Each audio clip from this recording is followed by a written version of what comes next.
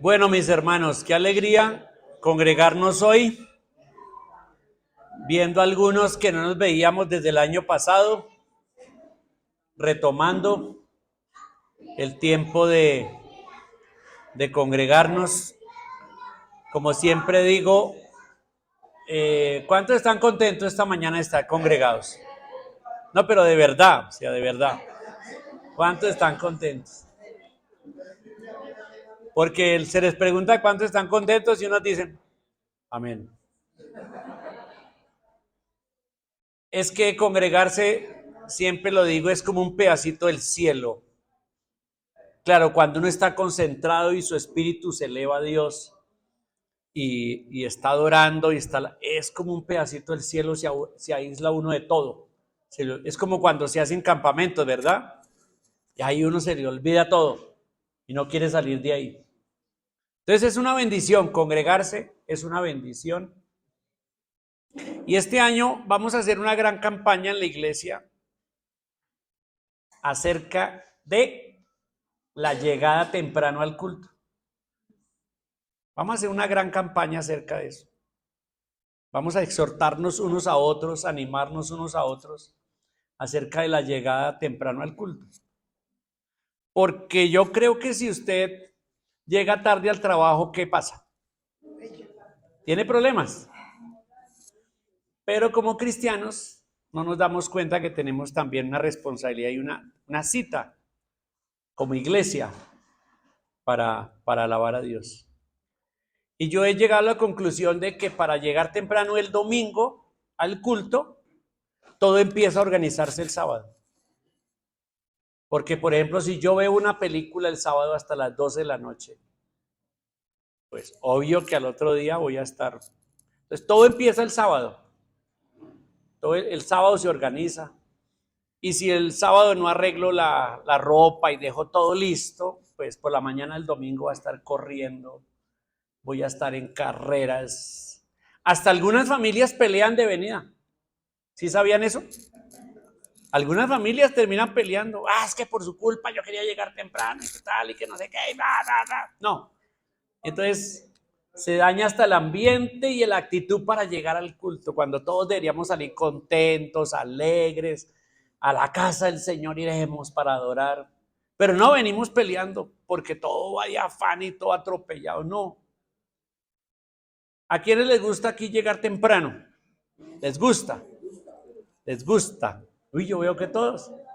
Es que llegar temprano tiene muchas ventajas. Porque uno, primero le dan tinto, sí. Le dan tinto. Y llega y está tranquilo, no está corriendo. Ya avisan que vamos a empezar el culto, todo el mundo se sienta y es diferente el ambiente a ir corriendo y corriendo y corriendo. Entonces vamos a hacer una gran campaña para que desde el liderazgo, los primeros que tenemos que dar ejemplo somos los líderes, desde el liderazgo y por ahí a todas las familias, tratar de que cumplamos. Y no quiere decir que si alguien llega tarde lo vamos a acusar, no, nada, no, eso es una situación, eso es una cuestión personal con Dios, porque uno no sabe tampoco, uno puede llegar a juzgar, y ese hermano, mire, llega tarde, y uno no sabe qué hay detrás, qué problema, qué dificultad, de pronto le tiene un familiar que está enfermo, tiene que pasar corriendo a atenderlo, y viene corriendo y llega. Por eso yo no juzgo a nadie que llega ni siquiera a última hora del culto, porque de pronto dice, aunque sea 10 minutos escucho de algo, porque mis problemas, no. O como una hermana que me acuerdo que hermanos me decía, pero esa hermana siempre se duerme en el culto. Y yo les decía, déjela, que disfrute el sueño en el culto. ¿Cuál es su problema? Porque yo sabía que esa hermana, por ejemplo, tenía turno toda la noche y se venía al culto. Del trabajo pasaba derecho. Y pues por supuesto que le agarraba el sueño en algún momento, especialmente con predicadores, con voz así suave, que te duermen. ¿Verdad? Entonces por eso no nos juzgamos unos a otros, al contrario, nos alentamos, nos animamos y nos ayudamos. Entonces vamos a empezar una campaña grande de poder llegar, ojalá todos estuviéramos a las 9:30 acá. todos estuviéramos muy 30, sería muy, muy chévere. Bueno, mis hermanos, entonces vamos a iniciar con este mensaje de hoy que el Señor tiene para nosotros el día de hoy. Y el título del mensaje, a los que toman nota, y felicito a todos los que toman nota y que me hicieron caso cuando sugerí alguna vez que sería bueno comprar un cuaderno que se llame Predicaciones para Dominicales, Predicaciones de la Iglesia. Sería bueno que cada uno tuviera un cuaderno, ir anotando, y en la semana vuelve y repasa y estudia y revisa la palabra de Dios. Muy bien, el título para el mensaje de hoy es Llamados para el propósito de Dios, conformarnos a la imagen de Cristo. Llamados para el propósito de Dios, conformarnos a la imagen de Cristo. Y empiezo con una pregunta filosófica y trascendental, existencial. Y es, ¿para qué estoy en la tierra? Es una pregunta que todo el mundo se hace. ¿Para qué estoy en la tierra? ¿Cuál es mi propósito en esta tierra? ¿Para qué vivo? ¿Por qué nací? ¿Por qué vivo? ¿Y qué sentido tiene la vida aquí? ¿Cuál es el propósito de esta vida? Me puse a investigar en la web, en sitios de psicología, para buscar algún comentario acerca de, en la psicología, qué se piensa es el propósito de la vida.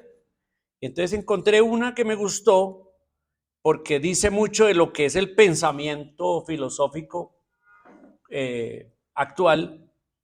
Es una página que se llama Therapy Site y dice así: si alguna vez te has encontrado preguntándote, ¿realmente estoy viviendo al máximo? ¿Estoy haciendo lo que me apasiona? ¿O qué es lo que realmente quiero de la vida? Entonces no estás solo. Estas preguntas son universales y nos invitan a reflexionar profundamente sobre nuestra existencia y propósito. Algunos ejemplos de propósito podrían ser crear una familia y ser un buen ejemplo para tus hijos. Un propósito de la vida que se sugiere acá. Otro podría ser involucrarte activamente en causas sociales, como combatir el cambio climático, hacer algo que ayude a otros que han pasado por situaciones difíciles, dejando algo bueno detrás. ¿Ven? Otro propósito loable, ¿está bien? Trabajar en investigaciones para encontrar mejores maneras de curar enfermedades. Otro propósito de vida. Viajar y conocer diferentes lugares y culturas del mundo. Bueno, otro. ¿Están dando cuenta que la idea es que hay muchos propósitos? Y termina una frase que saqué de ahí que dice: es bueno recordar que lo que te propones hacer no tiene que ser algo demasiado ambicioso o imposible.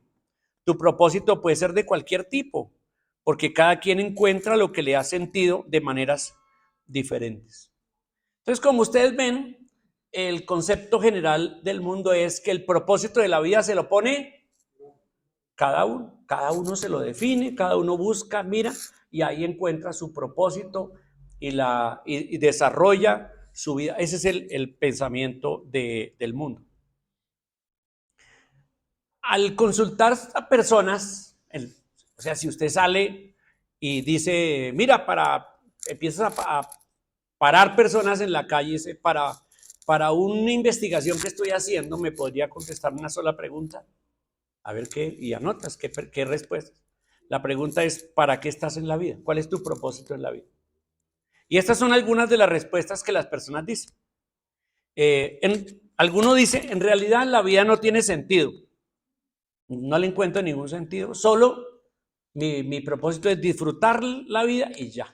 Disfruto todo lo que puedo y ya. Eso es como mi manera de pensar. Otro diría, uno más, se me fue la palabra. Bueno, otro diría, mi propósito está determinado por el universo y yo no lo sé. El universo me determina mi propósito. Me dedicaré a hacer el bien a todos, ser buena persona y el universo me recompensará algún día. Esa es otra respuesta que podría decir y que mucha gente la cree y la dice y la hace. Otro diría, el propósito de la vida se la da a uno mismo.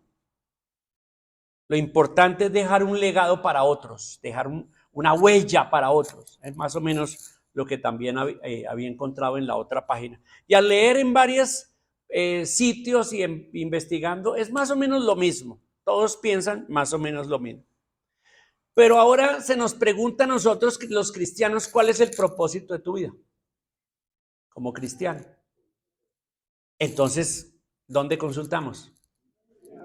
Ya no consultamos en las páginas web, ya no consultamos qué piensa la psicología o la sociología o cualquiera de estas ciencias humanas, sino que ahora consultamos la palabra de Dios. ¿Qué dice la palabra de Dios? ¿Por qué la palabra de Dios? Porque es la palabra ¿de quién? ¿De quién? De Dios, del que nos creó. Y si queremos encontrar, yo encuentro un aparato muy raro. No sé si a ustedes les ha pasado ir a una tienda y ver un aparato. Y usted se pregunta, ¿para qué es ese aparato? O sea, no lo reconozco. Usted ve una cafetera, ve una sanduchera, ve una arrocera, pero de pronto hay un aparato ahí que, tan raro este aparato, ¿qué será? ¿Para qué será? ¿Cómo hace para saber para qué será el aparato? Consulta el manual. Entonces el manual ahí está. Y le explica, este aparato es para esto y esto y esto y esto. Entonces, lo mismo, consultamos el manual del creador y vamos a ver cuál es el propósito de vida como cristianos.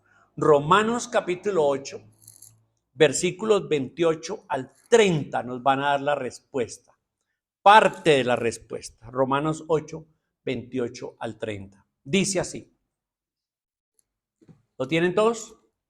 Romanos 8, versículo 28 hasta el 30. Y así dice la palabra de Dios. Y sabemos que a los que aman a Dios, todas las cosas les ayudan a bien. Esto es, a los que conforme a su propósito son llamados. Porque a los que antes conoció, también los predestinó para es propósito, ¿verdad? Para que fuesen hechos conformes a la imagen de su Hijo, para que Él sea el primogénito entre muchos hermanos. Y a los que predestinó, a estos también llamó. Y a los que llamó, a estos también justificó. Y a los que justificó, a estos también glorificó. Estos tres versículos nos resumen la respuesta de para qué vivimos y cuál es el propósito de nuestra vida aquí en la tierra. Está bien resumido. En primer lugar, el versículo 28 dice que sabemos que a los que aman a Dios, o sea, a los creyentes, todas las cosas les ayudan a bien. Esto es a los que conforme a su propósito son llamados. Y el primer punto en el que le invito a meditar en este momento es que el propósito es el propósito de Dios, no es mío. Y ahí hay una gran diferencia. Porque el mundo busca el propósito mío, el que yo quiero, el que yo desearía.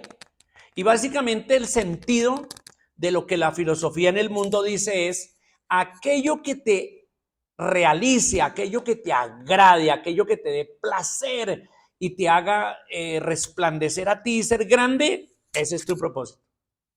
Pero Dios dice lo contrario.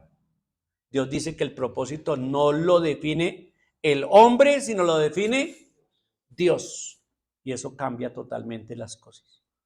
Porque ahora ya no el creyente no empieza a buscar su propósito en mí y en mi alrededor, sino lo empieza a buscar en Dios, porque Él tiene un propósito para mi vida. Cuando tenemos una concepción de propósito terrenal, nuestra cosmovisión o nuestra visión ampliada de la vida es una visión terrenal, superficial, corta, pequeña. Pues cuando una persona piensa mi propósito es viajar por el mundo. Una vez estando en Buenos Aires, con unos hermanos que fuimos a una conferencia, estando en la terminal nos encontramos a un colombiano, y a un colombiano, pues uno por el acento, y ahí estaba un muchacho comprando tiquetes, nosotros nos habíamos acercado ahí, y él estaba pidiendo tiquetes, y cuando él salió le dijimos, tú eres de Bogotá, ¿cierto? Y él dijo, sí. ¿A ustedes también? Uy, sí, qué alegría, que el encuentro bonito, ¿cierto? De bogotanos allá en Buenos Aires. Y nos pusimos a conversar con él y empezamos a compartirle la palabra de Dios. Y él nos dijo que estaba dedicado totalmente, que había trabajado varios años, había ahorrado mucho dinero, había aguantado hambre y había ahorrado mucho dinero, porque ahora iba a dedicarse a recorrer el mundo entero, porque él quería conocer en los 5 continentes y estaba haciendo viaje de ciudad en ciudad, de país a país. Y le dijimos, ¿y cuánto va a demorar? No sé, 5 años, 10 años, no sé lo que me alcance, y si en alguna ciudad me dan posibilidad de trabajar, gano más dinero y ahí sigo. Pero entonces el propósito de la vida de ese muchacho era viajar y recorrer el mundo. Iba a dedicar su vida a eso. Bueno, nos pareció aterrador y le compartimos el evangelio, le hablamos de Cristo. El muchacho se fue muy impactado, aparte de que en ese caso el muchacho había tomado esa decisión porque su esposa, recién casado, se había muerto y había quedado viudo muy joven, y también era una forma de arrancar y alejarse de todo su problema. Entonces así es la vida, o sea, así es la gente. La gente tiene propósitos convencionales, propósitos convenientes, propósitos, pero finalmente esos propósitos son terrenales, superficiales, cortos, limitados, y pasan, y pasan. El propósito de Dios para nuestra vida es otro. Dice el versículo, sabemos que los que aman a Dios, todas las cosas les ayudan a bien. Esto es a los que conforme a su propósito son llamados. Entonces, ¿qué pasa? Que como Dios tiene un propósito para mi vida, ¿Él qué hace con toda cosa y toda circunstancia que pasa alrededor mío? ¿Qué hace? La usa para el propósito de Él. Entonces, todo lo que a ti te está pasando, todo lo que circunstancialmente te suceda, todo lo que está alrededor tuyo y dentro tuyo, todo está siendo manejado por Dios para cumplir su propósito en ti. ¿Qué te parece eso? Y eso cambia totalmente la cosmovisión, la manera de ver la vida y el universo y la eternidad y todo. Cuando yo entiendo mi propósito, lo da Dios, y Dios está manejando todo para cumplir su propósito en mí. Un propósito terrenal como el que ya dijimos, pues no solamente no es conforme a Dios, es conforme al hombre, sino que finalmente ese propósito es egoísta, ese propósito es individualista, piensa en mí. Cuando la gente se pone esa clase de propósitos, por ejemplo, alguien que dice, a los 40 años tengo que ser rico, y rico es que tenga 5,000 millones de pesos. Ya, esa es mi meta a los 40 años. Entonces, ¿qué hace esa persona cuando se pone ese propósito? Todo lo que tenga que hacer, hasta pasar por encima de personas, hacer negocios de pronto no buenos, lo que sea, porque su propósito es 5,000 millones de pesos representado en propiedades, en el banco, en lo que sea. Y ese es su propósito. Entonces, finalmente, esos propósitos mundanos están basados en egoísmo, en individualidad, en satisfacción personal, etcétera, y están totalmente desdibujados. Pero el propósito de Dios, ¿cómo es? ¿Qué piensan? ¿Cómo es el propósito de Dios? ¿Será el mejor para nosotros? Claro que sí. El propósito que Dios tiene con tu vida es el mejor que existe. Es el propósito que Dios quiere lograr en tu vida para realización de su gloria en primer lugar y realización de la persona. Porque finalmente, yo he conocido y he escuchado gente al final de sus días diciendo, bueno, leemos en Eclesiastés el testimonio del hombre más, uno de los hombres más ricos y sabios de la antigüedad. ¿Y qué dijo de toda la vida? Y mucha gente repite hoy eso, ¿no? En vano hice tantas cosas, trabajé duro. Una vez un hombre que me encontré, trabajé duro y le di a mis hijos profesión y casa y esto y esto y esto. Y ellos agarraron su vida, se fueron y de mí no se acuerdan casi nunca. Y ahí estaba ese señor sumido en la tristeza diciendo, ¿de qué valió? Si ahora estoy solo, ¿de qué valió la vida? Y eso es lo que pasa.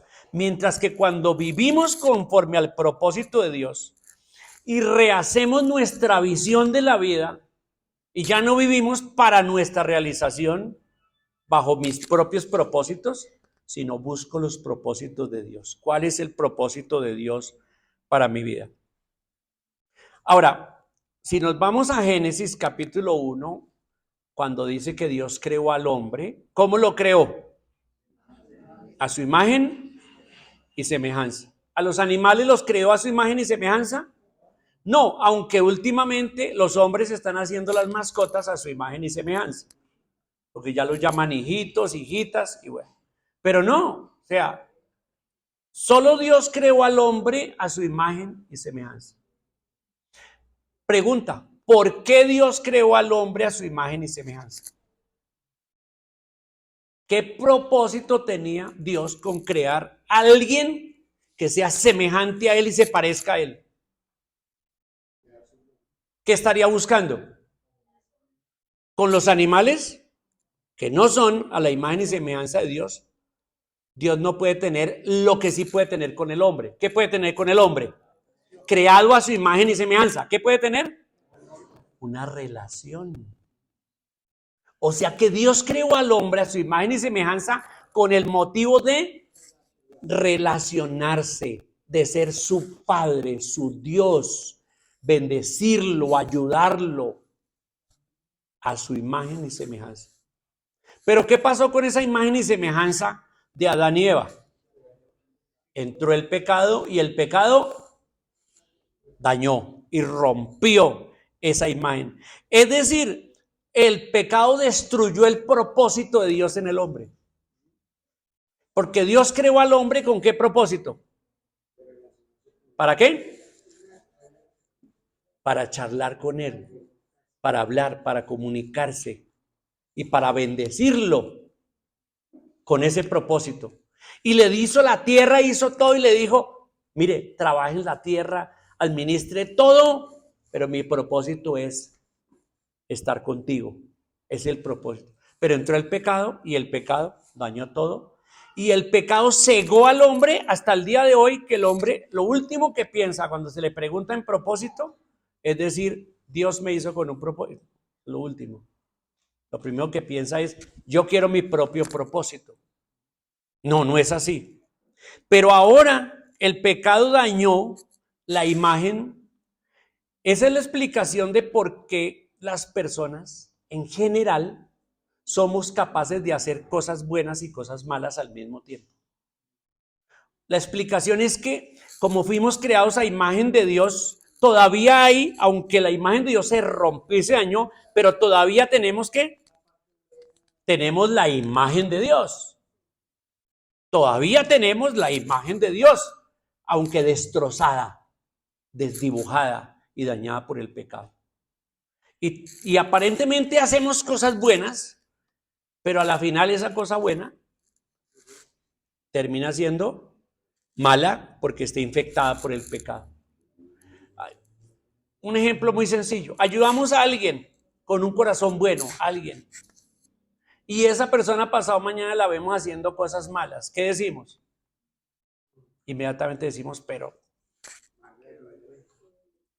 mire lo que hice por esa persona y tal, y ya. Ahí ya dañamos todo lo bueno que hubiéramos podido hacer. Y en ese sentido estamos. Pero ahora, ¿qué nos dice Romanos? Romanos nos dice que Dios está actuando en nuestras vidas para ayudarnos al propósito de Él. Y que está haciendo que todas las cosas, y cuando ahí dice todas es todas, enfermedades, bendiciones, dificultades, caídas, enemigos, amigos, todas, absolutamente todas las cosas, dice ahí, Dios las está usando para realizar el propósito de Él en tu vida. En tu vida. Dios las está usando. Por eso dice que a los que aman a Dios, todas las cosas les ayudan a bien. A bien. No importa si a mí me parece algo malo, Dios lo está usando para el bien, para cumplir su propósito en mí. Entonces hemos sido llamados ahora dice ahí, versículo 28, la última palabra del versículo 28, ¿cuál es? ¿Cuál es la última palabra del versículo 28 en la Reina Valera? Llamados. Es interesante esa palabra. A los que conforme a su propósito son llamados. Quiere decir que Dios hizo un llamado. Y está llamando a las personas. Vengan, vuelvan a mi propósito. Vuelvan, vengan. Ya no vivan para sí mismos. Ya no vivan para sus propósitos egoístas, terrenales, malsanos, cortos, desdibujados. Vengan, vivan para mi propósito. Vengan, crean en mí y vengan. Yo quiero que ustedes vivan en mi propósito. Por eso esta es la palabra llamados, llamados. Primer punto que dije, que íbamos a pensar. Que el propósito es de Dios. El primer punto es llamados para el propósito de Dios. Mi segundo punto para meditar hoy es ¿cuál es el propósito definitivo de Dios al llamarme?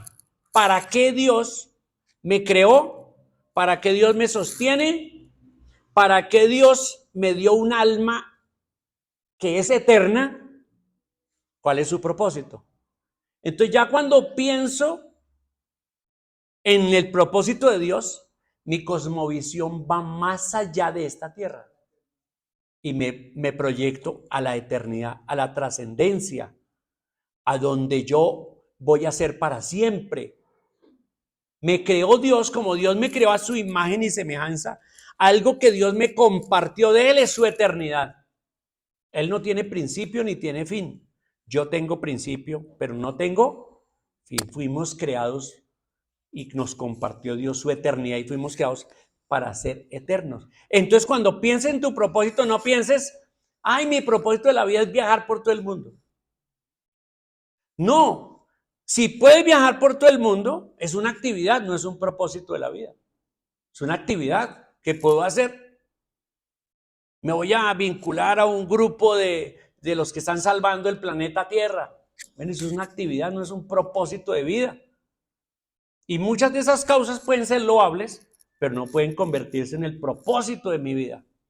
Para el cristiano el propósito de la vida va más allá, a la eternidad. Pero aquí en esta tierra estamos y debemos pensar en que cómo vivimos el propósito de Dios aquí, cómo lo estoy viviendo. ¿A la luz de la eternidad o lo estoy viviendo a la luz de este mundo? Y pareciéndome a los que no son creyentes, que están cegados y no pueden ver el propósito de Dios. Entonces el versículo 29 dice, porque a los que antes conoció, también los predestinó para que fuesen hechos conformes a la imagen de su Hijo, para que Él sea el primogénito entre muchos hermanos. ¿Se fijan este versículo cómo nos aterriza en el propósito eterno? ¿Cuál es el propósito eterno de Dios con nosotros? Ahí lo dice. Ahí dice que a los que antes conoció, los predestinó. Predestinó quiere decir darles un propósito. Predestinar es crearlos con un propósito y un destino. Los predestinó para que fuesen hechos conformes a la imagen de su Hijo. Entonces, ¿cuál es el propósito de Dios? En pocas palabras, conformarnos a nosotros a la misma imagen de Cristo. Voy a tratar de profundizar un poco ese concepto. ¿Y por qué? ¿Por qué? ¿Qué pasó con la imagen de Dios en el Edén? ¿Qué pasó con la imagen de Dios en el Edén?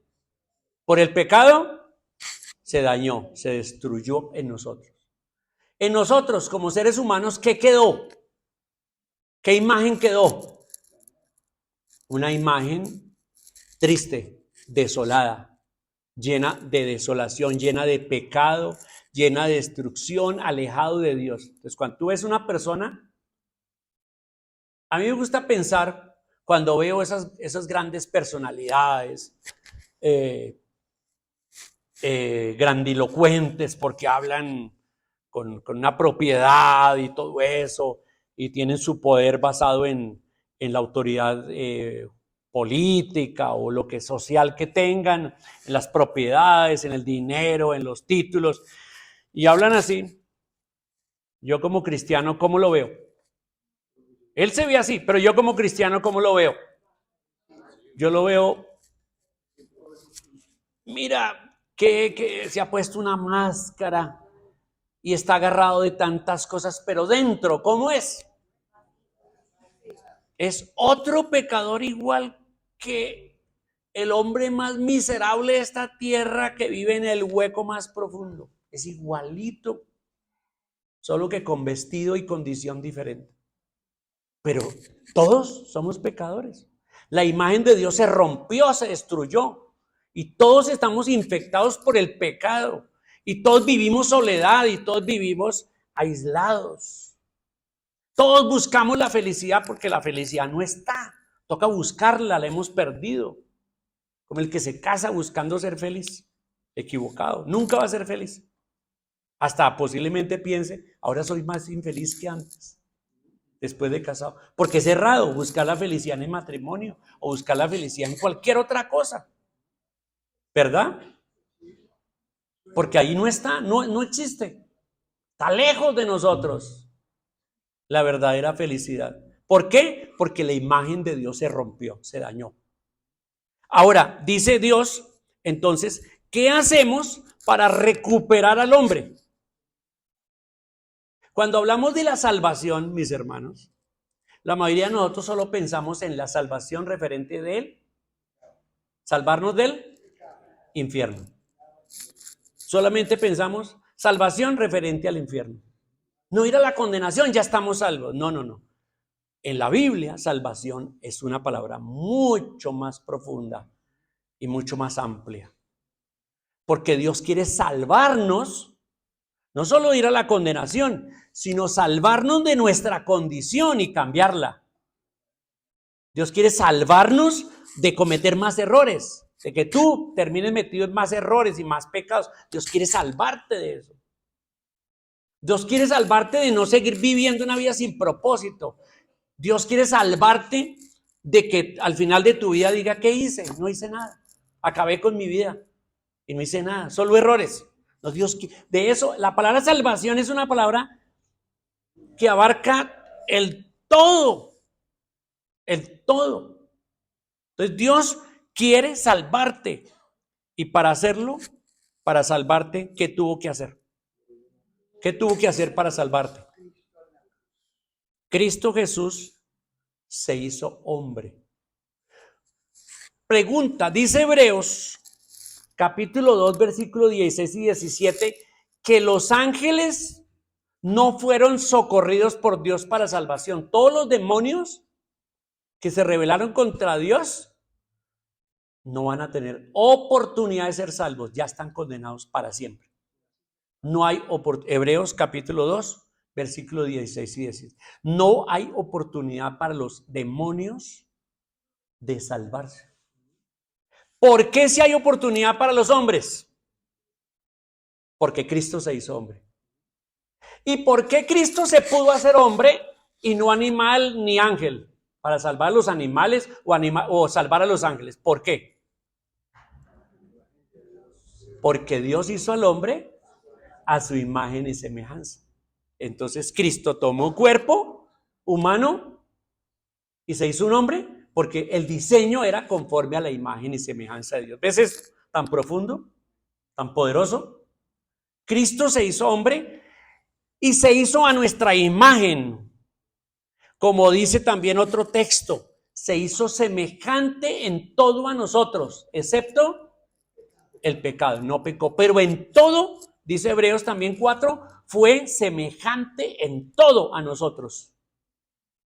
Todo, absolutamente todo, pero sin pecado. Sin pecado. Qué increíble.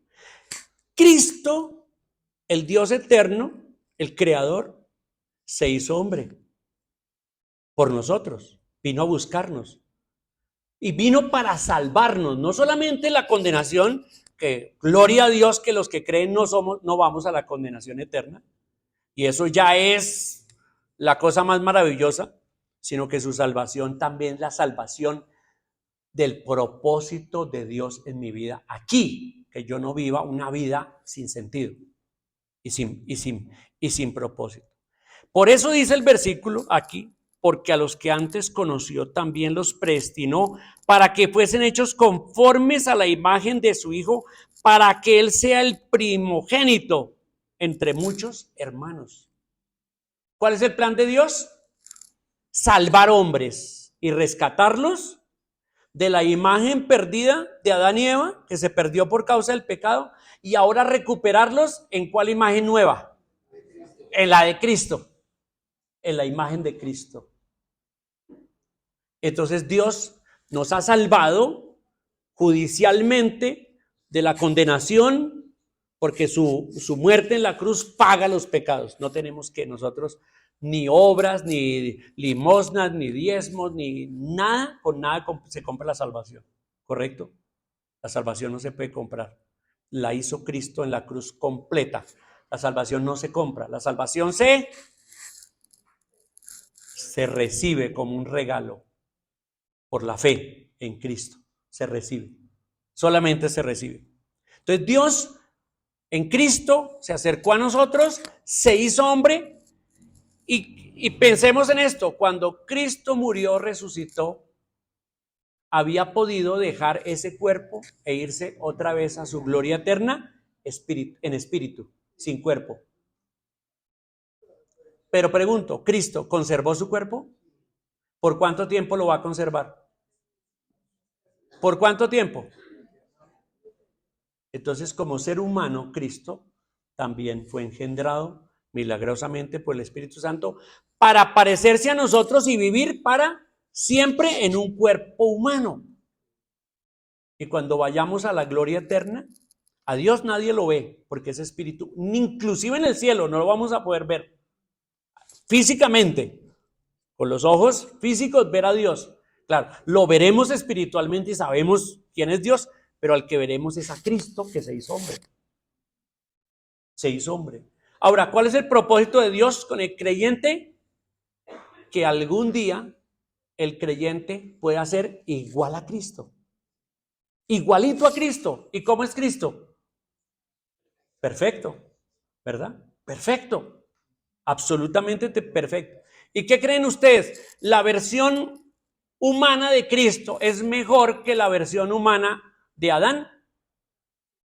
¿O no? ¿Qué piensan? ¿O es igual? No, la versión humana de Cristo es mucho más grande y mejor que la versión humana de Adán. Si no hubiéramos pecado, si Adán no hubiera pecado, todos nosotros habíamos nacido como habíamos nacido, sin pecado a la imagen de Adán, pero sin pecado y viviendo el propósito de Dios en esta tierra y disfrutando todas las bendiciones de Dios, sin ningún conflicto, todo perfecto. Pero fíjese cómo el pecado de Adán dañó todo, pero Dios hizo algo más excelente y trajo a Cristo, que se hizo hombre, y su imagen, la versión humana de Cristo, es muchísima más mejorada que la versión de Adán, el primer hombre sin pecado. ¿Y qué hizo con nosotros los creyentes? Los que hemos creído, que no lo va a hacer con los que no creen. ¿Qué hizo con nosotros? Nos va a conformar al 100% a la imagen de Cristo, para que cuando nos encontremos con Cristo y todos con cuerpos restaurados a la misma imagen de Cristo, dice 1 Juan 2:1, dice 1 Corintios 15:47 y otros textos, Filipenses 3:20 y 21, que nuestra ciudadanía está en los cielos, de donde también esperamos al Salvador y que seremos transformados a la imagen de su cuerpo. Cuando estemos con Cristo todos, ¿cómo nos sentiremos? ¿Cómo dice ahí? Para que Él sea el primogénito entre muchos hermanos. ¿Cómo nos sentiremos? Como familia, y Cristo es nuestro hermano mayor, el hermano divino, porque nosotros no somos en ese sentido humanos restaurados, regenerados en el cielo, pero no divinos, como algunas religiones están enseñando en estos días. No enseña eso la Biblia, que llegaremos a ser divinos, no. Seguiremos siendo hombres, pero a la imagen de Cristo. ¿Quién quiere llegar a ser a la imagen de Cristo? ¿Quién quiere que llegue ese día? De la imagen de Cristo. Ese es el propósito de Dios, pero ahora a largo plazo, de la imagen de Cristo en nosotros. Tercer punto, tercera cosa para meditar. Dios cumplirá su propósito completamente. Pregunto, ¿fracasa Dios en sus proyectos? ¿Algo lo hará fracasar? ¿Algo podrá fracasar el propósito de Dios? Y la respuesta es un absoluto y rotundo no, nada puede fracasar. Por eso, este punto, Dios cumplirá su propósito completamente. Versículo 30. Dice, y a los que predestinó, a estos también llamó, y a los que llamó, a estos también justificó, y a los que justificó, a estos también glorificó. Fíjese ese orden. Dice en el versículo 29 que Él nos había conocido desde antes, claro, porque es Dios. Dios está viendo hoy a un bebé que nacerá el otro año, ya lo tiene en su mente. Tú estabas antes de nacer en la mente de Dios. Eras conocido por Dios, y si eras conocido por Dios antes de nacer, sin importar la circunstancia en que naciste, la situación en la mejor, en la peor, en la mediana, no importa, estabas en la mente de Dios, eras conocido por Dios. Y si Él te conoce desde antes de nacer, ¿cuánto más me conoce? A mí absolutamente, absolutamente. Entonces, fíjese, conocidos desde antes, predestinados. Predestinados quiere decir creados con un propósito fijo, firme. ¿Cuál es? Hacernos a la imagen de Cristo, que es 1000 veces mejor que la imagen, que haber tenido la imagen de Adán. Ese es el destino, el propósito. Y que para hacerlo, dice aquí, nos llamó y nos justificó. Nos llamó y nos hizo un llamamiento. Recuerde cada uno aquí cómo Dios lo llamó. O lo estuvo llamando en algunas ocasiones. Concluimos, como me decía hace poquito alguien, me compartía en su testimonio, es que revisando toda mi vida me doy cuenta que Dios me estuvo llamando mucho tiempo, a través de muchas situaciones, Dios llámeme, hasta que un día doblé la rodilla y me entregué a Cristo y acepté su llamado. No, pues es que así estaba en el plan de Dios y en el propósito de Dios. Dios nos ha llamado. A unos aceptamos el llamado muy rápido. Otros, años para aceptar el llamado de Dios. Confundidos en medio de la religión, confundidos en medio de la filosofía, confundidos en medio de todo el pensamiento mundano. Hasta que un día, el Espíritu Santo abrió el entendimiento. Ya, esta es la verdad, este es Dios real, este es Cristo, y lo entendimos y lo comprendimos.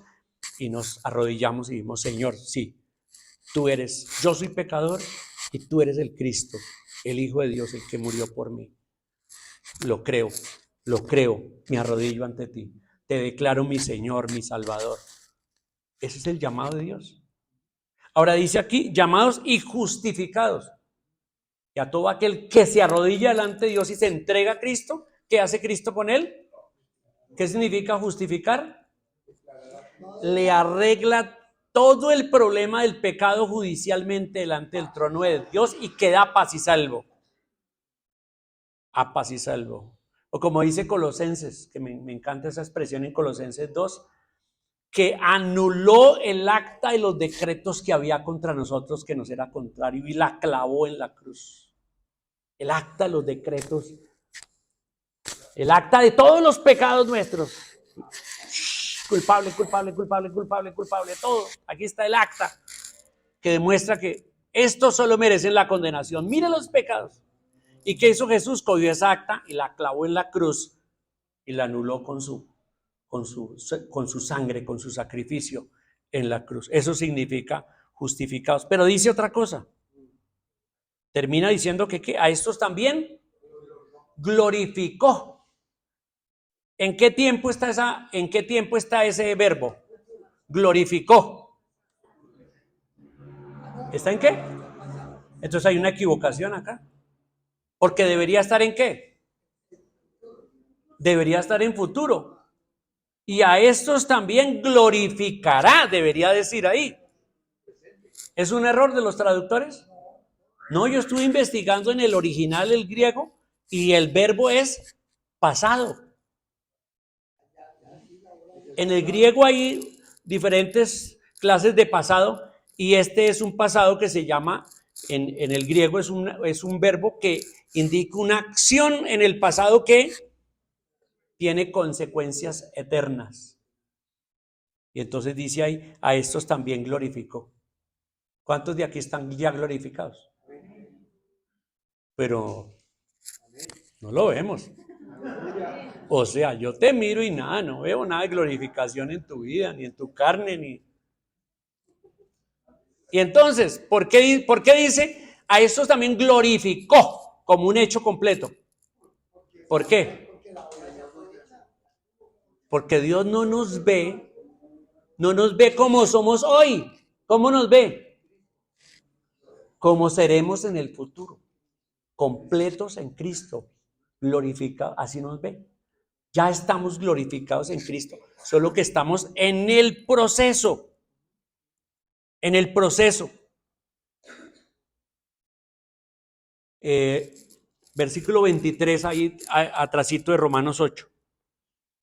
Les invito a leer Romanos 8, todo completo en el contexto del versículo que estamos viendo. Versículo 23 dice, y no solo ella, está hablando de la creación que fue dañada por el pecado y fue maldecida.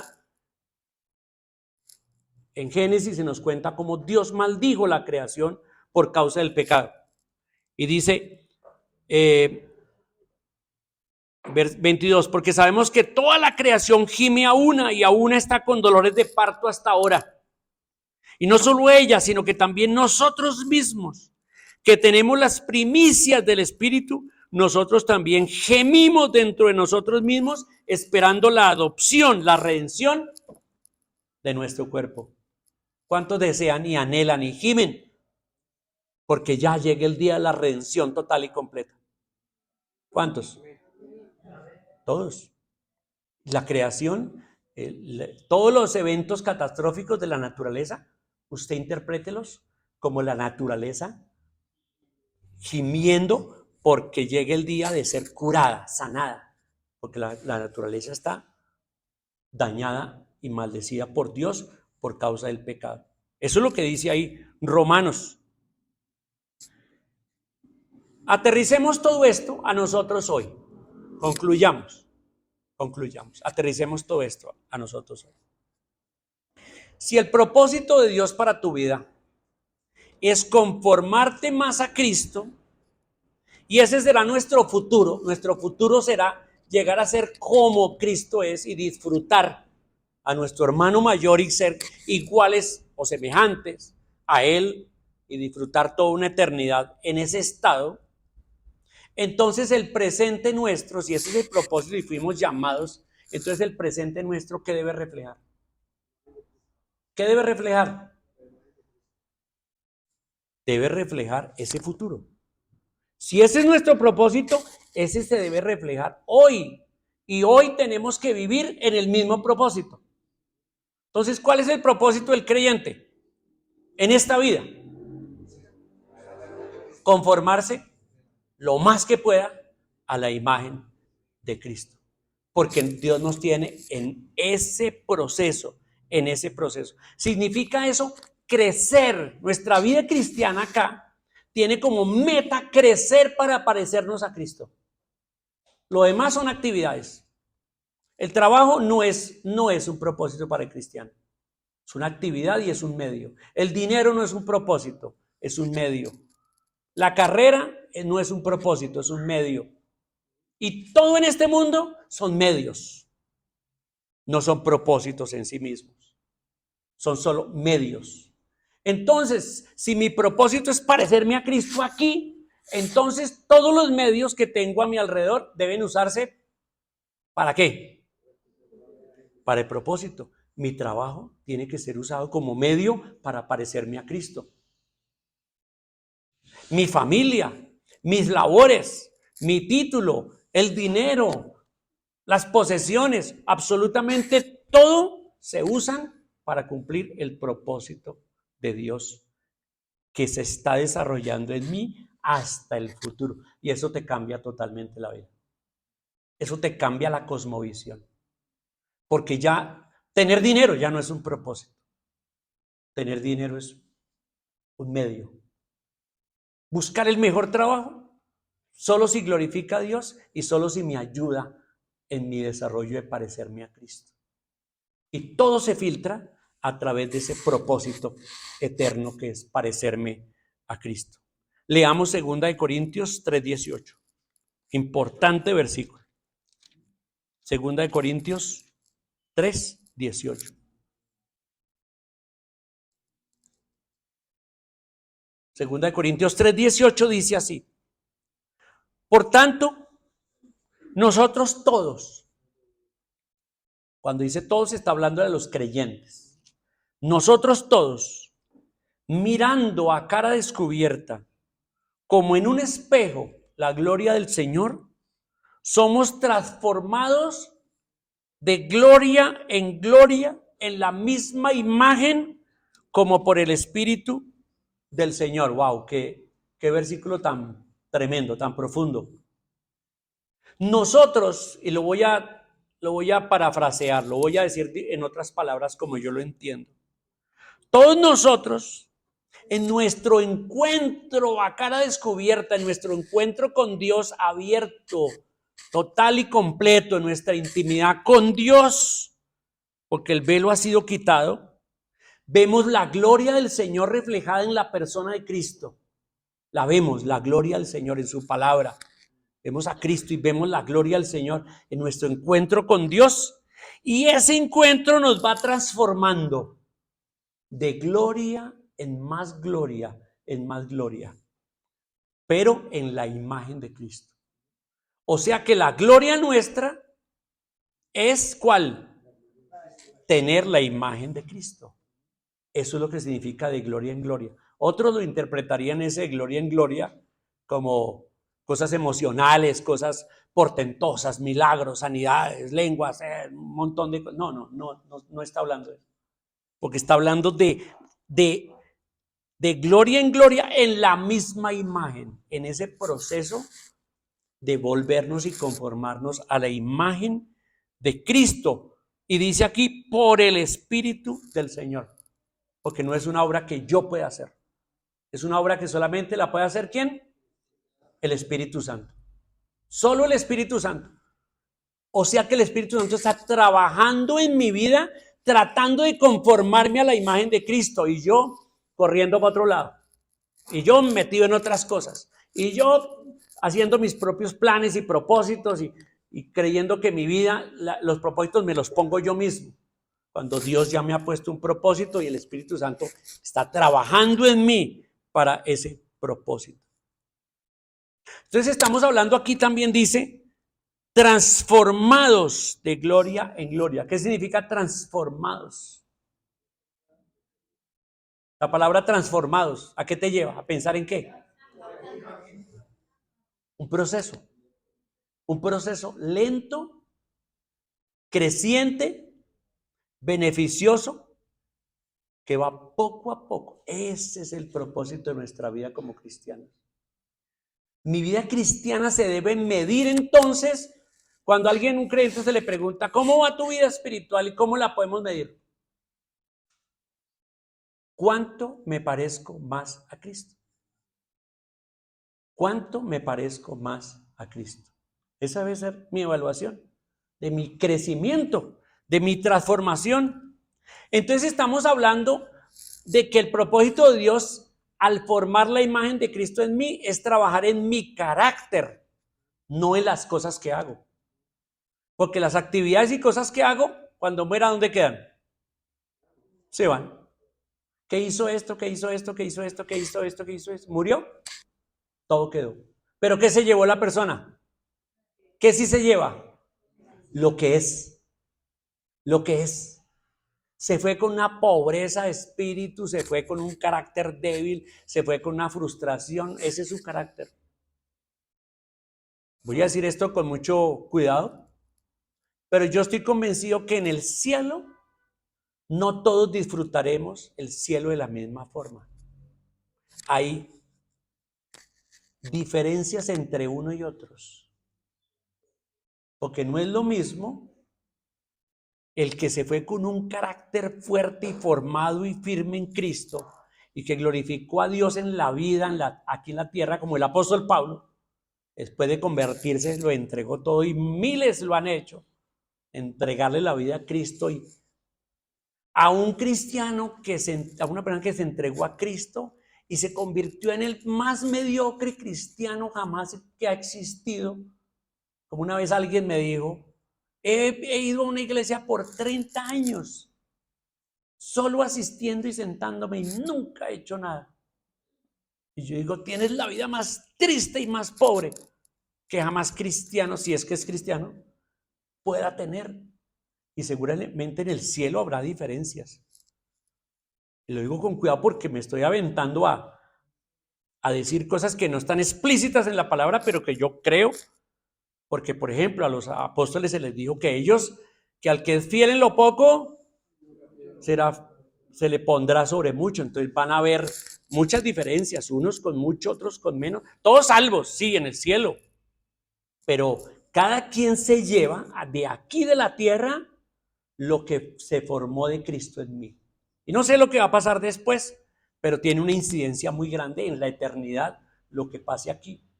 No es simplemente que no fracasé, pero allá todo perfecto y no pasó nada. No, no es así. Tiene una incidencia en la eternidad lo que está pasando aquí. Si no, la Biblia no haría tanto énfasis. Dios no haría tanto énfasis en lo que me pasa aquí. Y por eso dice acá, transformados. Entonces estamos hablando de un proceso de crecimiento, de formación del carácter de Cristo en mí. ¿Cómo eres tú como cristiano? Pregúntate, ¿soy como Cristo? Pensemos Cristo. ¿Cristo cómo era? ¿Tú eres amoroso? ¿Solo hablas la verdad? ¿Eres paciente? ¿Sabio? ¿Justo totalmente? ¿Equilibrado? ¿Santo? ¿Totalmente tierno? Pero al mismo tiempo de un carácter firme. ¿Eres sobrio? ¿Todo lo que haces te edifica a los demás? ¿Eres una persona fuerte, fiel y etcétera? Sigamos describiendo a Cristo en todos sus atributos, su carácter, ¿Eres tú así?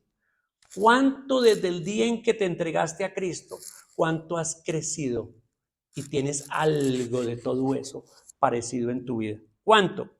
La pregunta es, ¿realmente deseas crecer a parecerte a Cristo? ¿Cuántos aquí desean parecerse a Cristo y crecer en sus vidas? Pregunto, ¿a qué esposa no le gustaría tener un esposo que se parezca a Cristo? ¿Ay, qué dicen las hermanas? Amén. ¿Usted se imagina casada con un hombre que se parece a Cristo? Wow. ¿Cuántos hombres les gustaría tener una esposa que se parezca a Cristo? Wow, eso sería tremendo, tremendo. ¿Cuántos hijos les gustaría tener un padre que se parezca a Cristo? ¿Cuántos padres les gustaría tener hijos que se parezcan a Cristo? Hijos e hijas que se parezcan a Cristo. ¿A qué iglesia no le gustaría tener pastores que se parezcan a Cristo? ¿Y a qué pastores no les gustaría tener ovejas que se parezcan a Cristo? Eso es, o sea, parecerse a Cristo es la maravilla. Eso sí es la felicidad total, completa. Eso sí es tener el propósito de Dios en mi vida.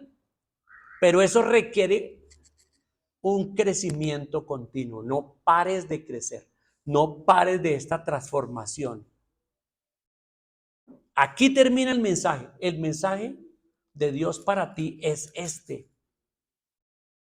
Dios tiene un propósito rotundo en tu vida y es hacerte como Cristo, proyectado a la eternidad, y lo está haciendo ya, y Dios no va a fracasar. Pero de ti depende tu crecimiento, de ti depende tu madurez, de ti, de mí. ¿De qué depende? De una simple decisión.